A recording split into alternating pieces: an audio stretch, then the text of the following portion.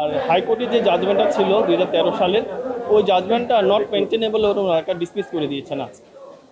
আর ইসির উপর যে ডিরেকশনটা ছিল সেটা হচ্ছে জামাত ইসলামের কনস্টিটিউশনের উপর ওনারা যেটা রিভিউ করছিলেন, ইনভেস্টিগেশন করছিলেন, ওই পর্যায় থেকে ওনারা আবার শুরু করবেন। এটা হচ্ছে ওই ইলেকশন কমিশনের উপর অনারেবল কোর্টের ডিরেকশন।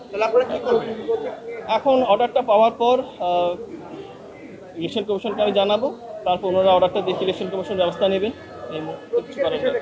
প্রতীকের বিষয়টা এই মামলার ইস্যু ছিল না, প্রতীকের বিষয়ে অনারেবল কোর্ট কোনো ডিরেকশন দেননি। ওটা বলছেন ওনাদেরকে অন্যভাবে সমাধান করতে হবে। প্রতীকের বিষয়ে এই মামলা কোনো বিষয়বস্তু ছিল না।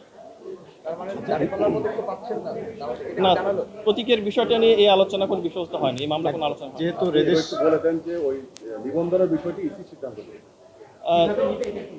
না, নিবন্ধনের বিষয়টা হচ্ছে হাইকোর্ট, আমি আপনাকে আবার বললি, হাইকোর্ট যে সিদ্ধান্তটা নিয়েছিল 2013 সালে জামাত ইসলামের নিবন্ধন বাতিল করে দিয়ে, ওই জাজমেন্টটাকে অনারেবল কোর্ট আজকে জাজমেন্টটাকে সেট অ্যাসাইড করে দিলেন। জি, এইটা তার মানে ফলে যেটা দাঁড়ালো সেটা হচ্ছে জাজমেন্টের, হাইকোর্টের জাজমেন্টের আগে যে সিচুয়েশন ছিল ওই সিচুয়েশনটা ফেরত আসে।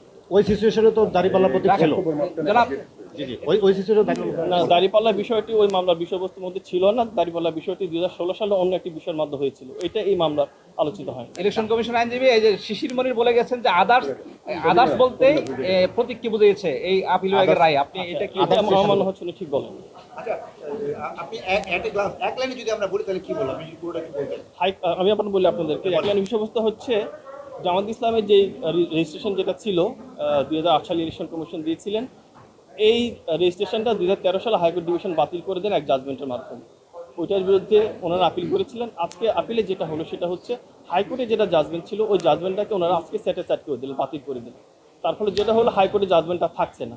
মিনিংটা দাঁড়ালো হাইকোর্টের জাজমেন্টের আগে যে সিচুয়েশন ছিল, রেজিস্ট্রেশন সংক্রান্ত বিষয় ছিল, ওই সিচুয়েশনটা ফেরত আসে।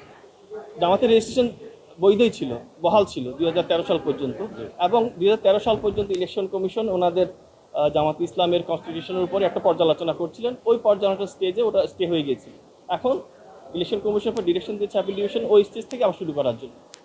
আচ্ছা, জামাতকে দাঁড়িপাল্লা প্রতীক দিতে ইলেকশন কমিশনের তো আইনগত কোনো বাধা নেই।